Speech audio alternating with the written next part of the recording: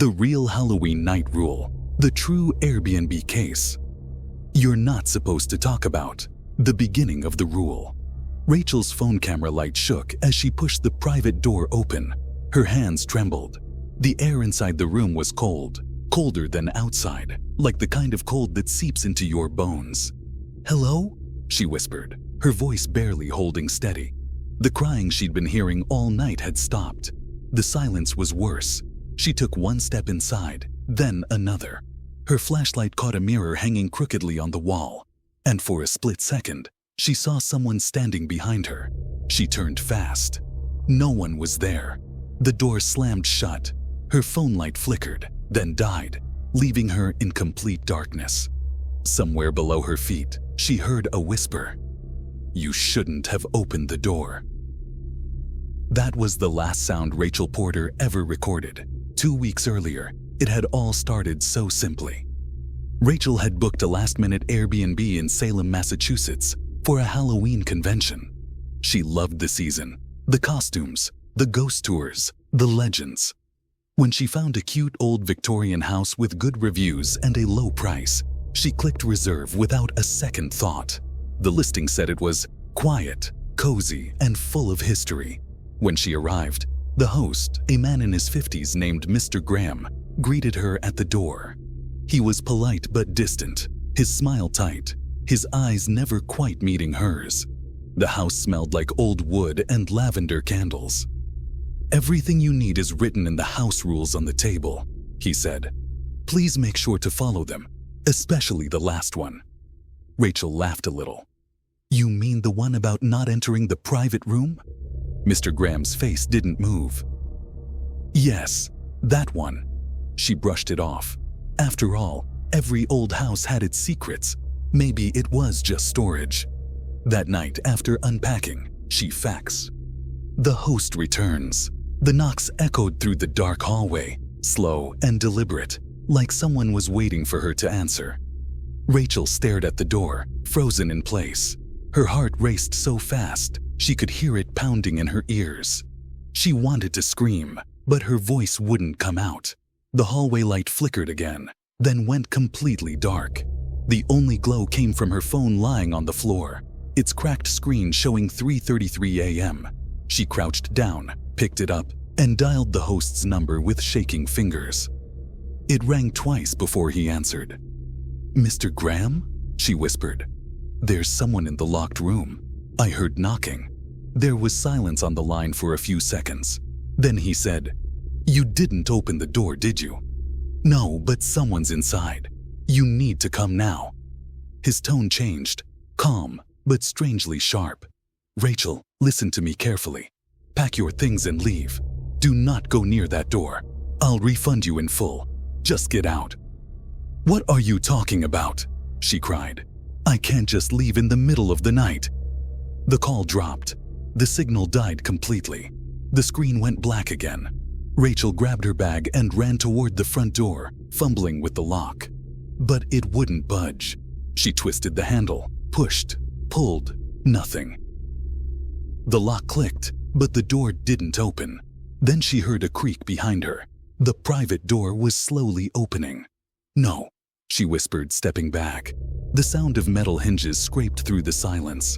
A narrow gap appeared, enough for a sliver of darkness to spill out. From inside, a faint voice whimpered, "Please, help me." Rachel froze, torn between fear and instinct. The voice sounded small, scared, like a child. "Who's in there?" she called. No answer, just the sound of breathing. She turned on her flashlight again, pointing it toward the door. The beam flickered, then stabilized. "The house comes alive." Rachel's breath caught as Mr. Graham's shadow stretched across the floor. The dim flashlight in his hand flickered over his face, revealing eyes that looked emptier than before, cold, steady, and without the polite smile she'd seen when she arrived. "Why did you open it?" he asked softly, stepping closer. "You weren't supposed to see what's down there." Rachel backed away until she felt the edge of the table press into her spine. "There was someone inside," she said, her voice cracking. "A child, crying for help." Mr. Graham tilted his head. his lips twitching like he was fighting a smile. "You heard her?" he whispered. "After all these years, you actually heard her." He took another step forward, the beam of the flashlight landing on the open private door. "She doesn't like being disturbed."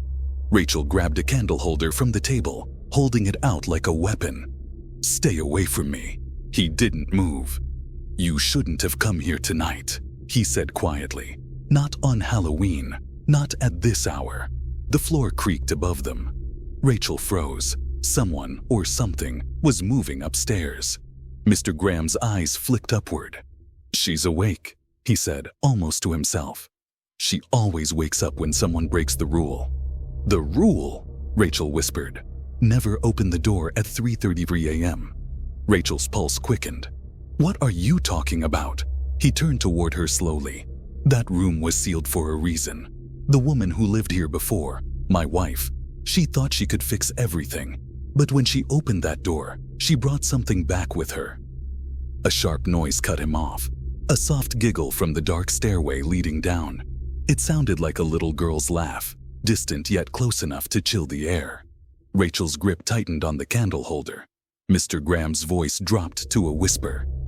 "Once she laughs, it's too late. The lights above them be the truth and the escape." Rachel stumbled backward, her scream caught in her throat. The figure in the mirror didn't move.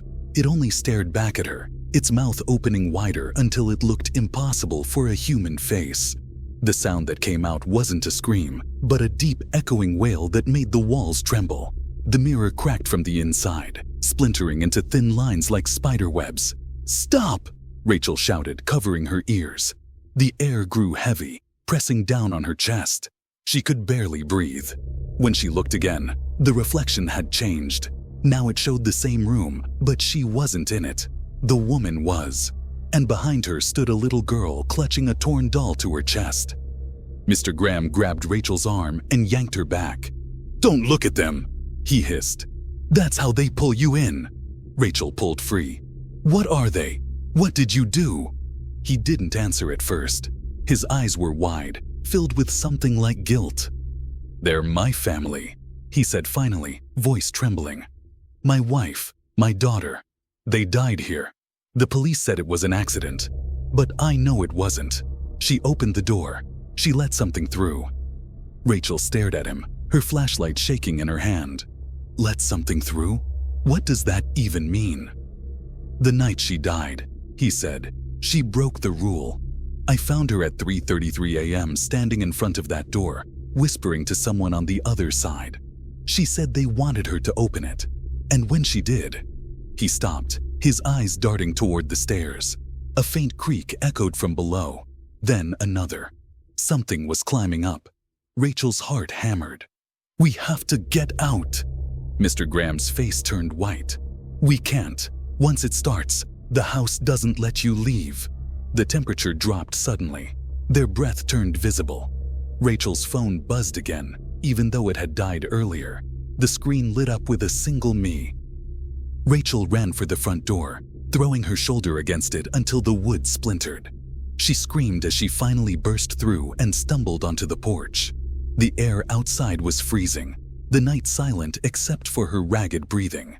Behind her, through the window, she saw Mr. Graham still kneeling, surrounded by shadows. The woman and the child stood beside him now, watching Rachel with hollow eyes. Then the door slowly closed by itself. Rachel ran down the street, barefoot, until she reached the main road. She waved down a passing car, crying for help. The driver, a middle-aged man, stopped and rolled down his window. "Miss, are you okay? You're bleeding." Rachel turned back toward the house. It was gone.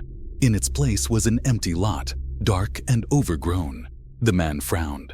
"There hasn't been a house there in years." Rachel's phone buzzed again in her hand. The screen showed 3:33 a.m. and one new notification. "Alexa, lights off. They say the Salem Airbnb was finally torn down, but no record of its demolition exists. Locals still whisper about the traveler who vanished after breaking the do not enter rule, and about the echo of a voice that sometimes answers Alexa at 3:33 a.m., long after the power's been cut. Was it a haunting, a hidden crime, or something beyond explanation.